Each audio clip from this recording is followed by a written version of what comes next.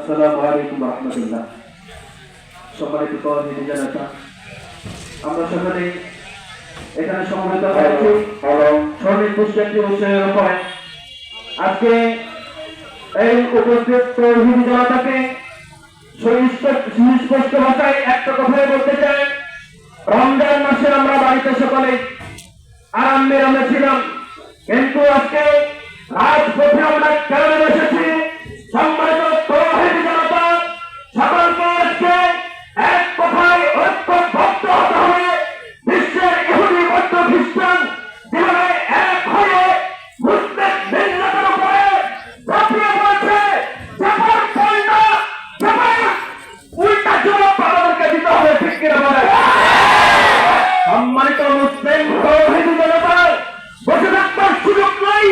যেই রাজার হুকুম আল্লাহ তাআলা কোরআনে দিয়েছেন, যেই নামাজের হুকুম আল্লাহ তাআলা কোরআনে দিয়েছেন, যেই ইবাদতের হুকুম আল্লাহ তাআলা কোরআনে দিয়েছেন, সেই জিহাদের কথা আল্লাহ তাআলা কোরআনে দিয়েছেন। চিল্লায়ে বলেন ঠিক কিনা? আজকে এই মঞ্চ থেকে সুস্পষ্ট ভাষায় এক কথা নেত্রহীন কণ্ঠে বলতে চাই, আজকে যদি আমরা ঘরে বসে থাকি, একের পর লাশ পড়বে, একের পর মারা হবে, একের পর দেশকে তারা গৃহবন্দী করে গুলি করে হত্যা করবে। তৌহিদ মুসলমান আর ঘরে বসে থাকবার সময় নেই। জাগুন জাগুন, জেগে উঠুন। সাবিলুনা সাবিলুনা আল্লাহ আল্লাহ, সাবিলুনা সাবিলুনা আল্লাহ আল্লাহ, আল জিহাদ আল জিহাদ।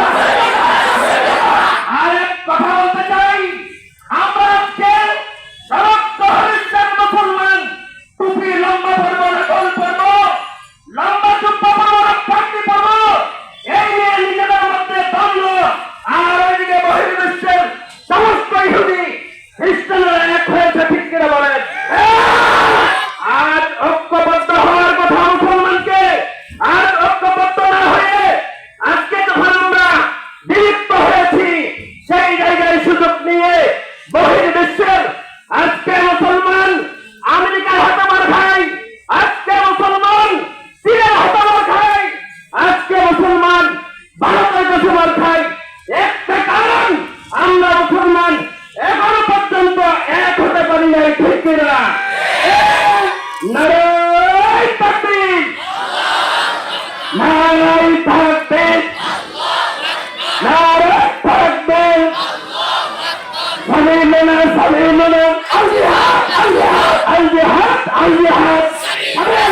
নারায়ে তাকবীর, আল্লাহু আকবার। আমার সব উত্তর এখানে শেষ করছি।